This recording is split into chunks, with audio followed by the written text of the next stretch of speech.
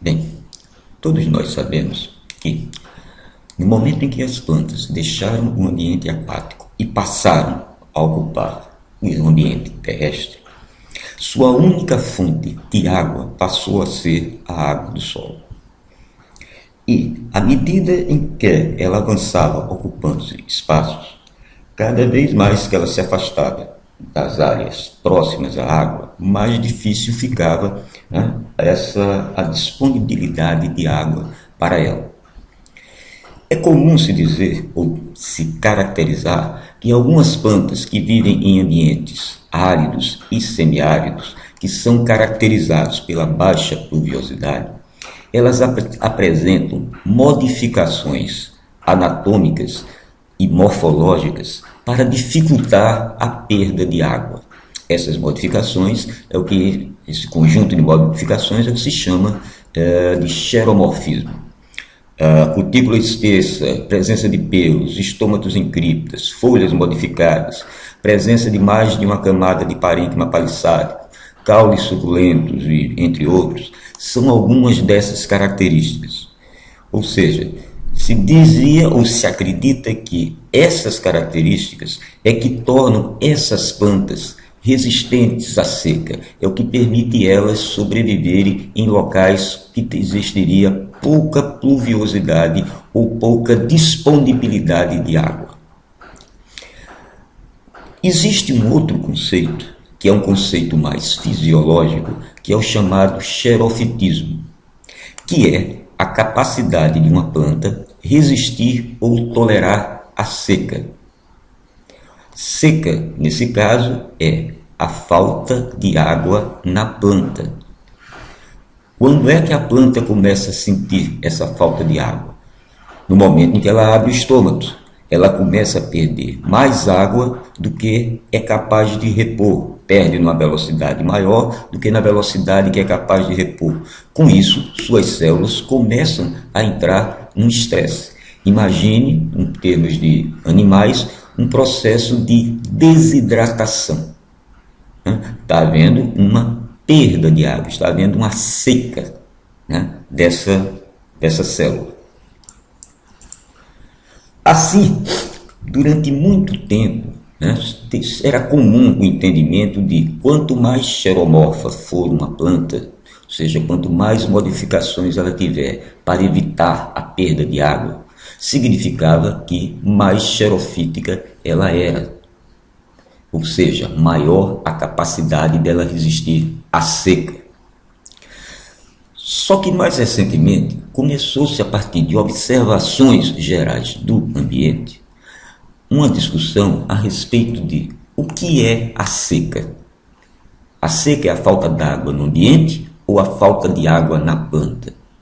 Se nós observarmos mesmo nas regiões semiáridas, nós vamos ver algumas plantas que não apresentam essas características xeromorfas, né, mas sobrevivem bem durante a seca. Da mesma maneira que nós vamos observar, no caso aqui o exemplo, que existe em comum entre orquídeas, bromélias e cactáceas. Orquídeas são plantas que vivem em ambientes extremamente úmidos, com alta pluviosidade. Bromélias.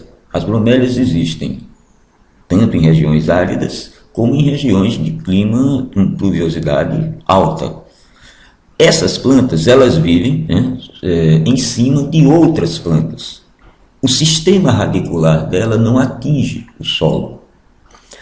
A água que a orquídea tem à sua disposição é aquela água da chuva ou do orvalho nas horas mais frias do dia, que se depositam sobre seu sistema radicular e ela absorve essa água.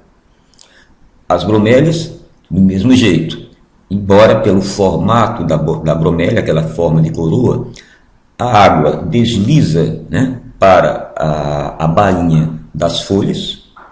Essa água pode vir da chuva ou do orvalho que irá condensar sobre suas folhas e escorrer até essa bainha. Nessa bainha a água é absorvida.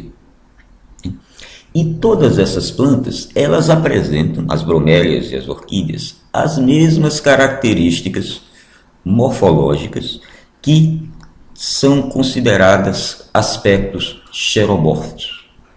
Uma orquídea que vive numa região de clima com alta pluviosidade, ela se desenvolve exatamente como uma cactácea, o mesmo mecanismo, o mesmo metabolismo. Por outro lado, você tem espécies arbóreas de grande porte, né? O pessoal mais do interior deve conhecer como umbruzeiro, craibeira. É muito comum vermos mangueiras em leitos de rio, e mesmo na época seca, 4, 5, 6 anos sem seca, essa planta permanece verde o tempo todo e não se nota nela essas modificações fisiológicas. Esses contrastes levou à discussão de o que poderia caracterizar a capacidade de uma planta tolerar a seca. De que seca estávamos falando? Da seca do ambiente ou da seca fisiológica?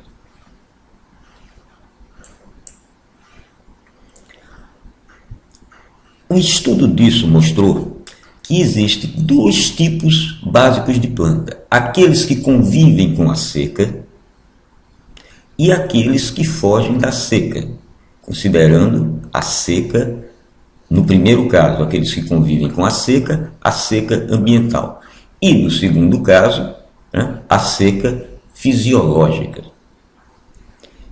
Um grupo convive com isso e outro foge disso. Um grupo convive com a seca e outro foge da seca. A falta de chuva no ambiente não necessariamente determina que não exista água ao nível do sistema radicular.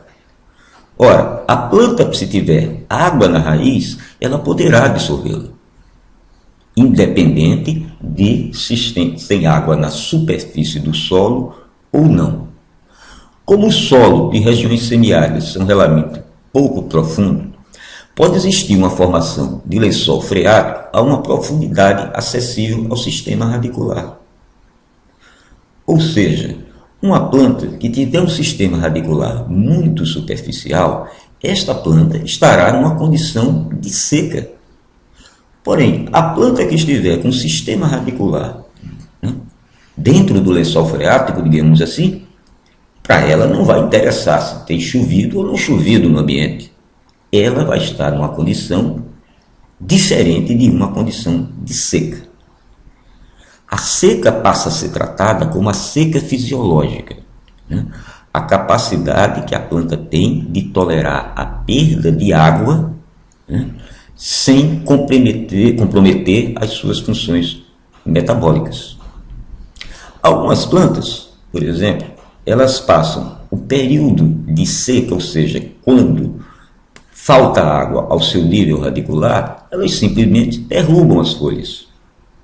Não vão crescer naquele período, mas estão fisiologicamente vivas, né? E aí, quando volta a chover, ela novamente produz folhas. Ela está sobrevivendo num ambiente seco, né? Ela não tem um ambiente dito seco em função do clima, ela não tem nenhuma modificação, digamos assim, xeromorfa, né? Mas vive nesse ambiente. Devido a isso é que o conceito mudou.